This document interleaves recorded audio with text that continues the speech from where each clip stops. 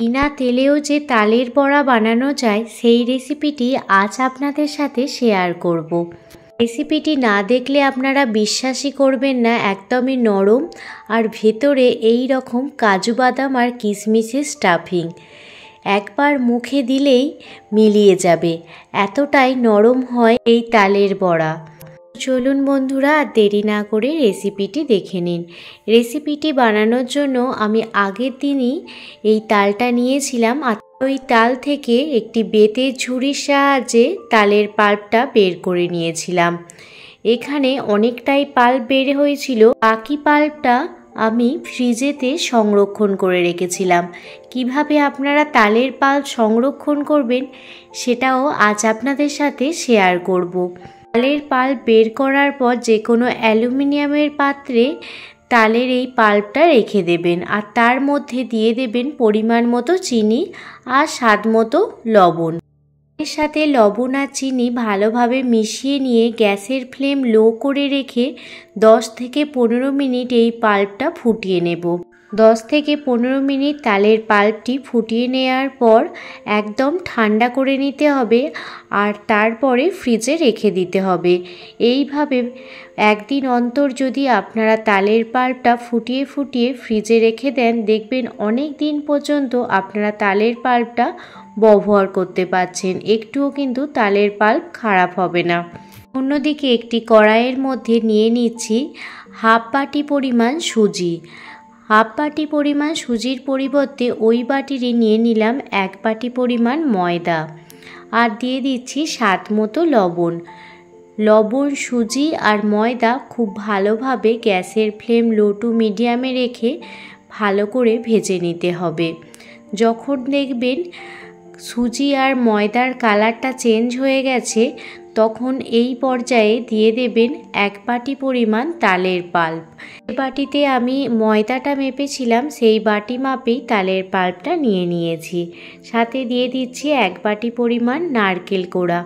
হাতের কাছে নারকেল কোড়া থাকলে অবশ্যই দেবেন। আর দিয়ে দিলাম স্বাদ মতো চিনি, সেটা আমি হাফ বাটির সামান্য বেশি চিনি ব্যবহার করেছি। যেহেতু তালটা ফোটানোর সময় আমি মিষ্টি দিয়েছিলাম, সেই জন্য চিনির পরিমাণটা একটু অল্প দিলাম। আপনারা আপনাদের স্বাদ মতো চিনিটা দিয়ে দেবেন। আর তালের পাল্পটি ময়দা এবং সুজির সাথে খুব ভালো করে মাখিয়ে নিচ্ছি।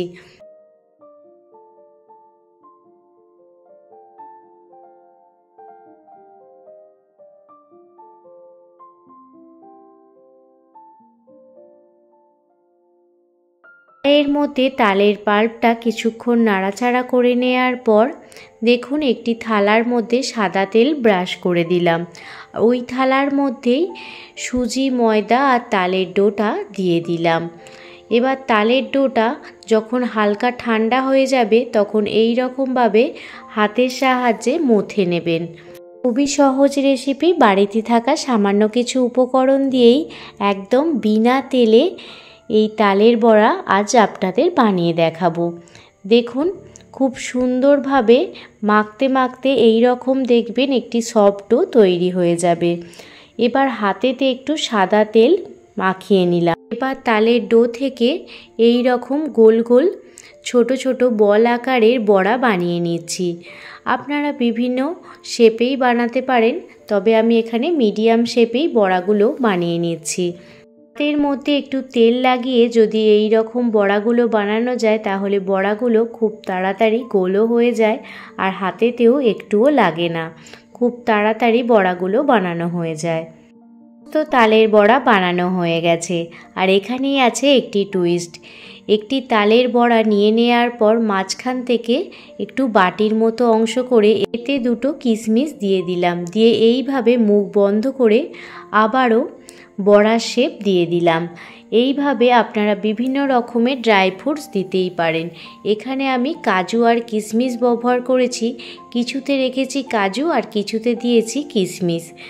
তো এইভাবে আপনারা সমস্ত বড়াগুলো যদি ভেতরে কিছু ড্রাই ফ্রুটসের পুর দিয়ে বানান, তাহলে যখন কেউ খাবে, যখন ড্রাই ফ্রুটসগুলো তার মুখে পড়বে, খুবই ভালো লাগবে। তো আপনারা বিভিন্ন রকমের ড্রাই ফ্রুটসই ব্যবহার করতে পারেন। আমার হাতের কাছে যে ড্রাই ফ্রুটসগুলো ছিল সেই ড্রাই ফ্রুটস দিয়েই দেখুন এইভাবে বড়াগুলো বানিয়ে নিয়েছি। একইভাবে সমস্ত বড়া বানানো হয়ে গেছে। এবার বড়াগুলো ভাপেতে সিদ্ধ করে নেব। তার জন্য একটি ঝাঁঝরি নিয়ে নিয়েছি আর ঝাঁঝরির মধ্যে প্রথমে তেল ব্রাশ করে নিয়েছি। ভালোভাবে তেল ব্রাশ করে নেওয়ার পর একে একে তালের বড়াগুলো দিয়ে দিচ্ছি ঝাঁঝরির মধ্যে। সমস্ত বড়াগুলো ঝাঁঝরির মধ্যে দিয়ে দিয়েছি। অন্যদিকে আগে থেকেই আমি গ্যাসের ওভেন জ্বালিয়ে কড়াইতে সামান্য জল বসিয়ে দিয়েছিলাম। জল গরম হয়ে গেলে তালের বড়াগুলো এইভাবে দিয়ে দিলাম। এবার একটি ঢাকনা চাপা দিয়ে দিচ্ছি। ঢাকনা চাপা দিয়ে দেওয়ার পর এই মুখটা একটি লবঙ্গ দিয়ে বন্ধ করে দিলাম। গ্যাসের ফ্লেম লো টু মিডিয়ামে রেখে 15 মিনিট মতো বড়াগুলো হতে দেব।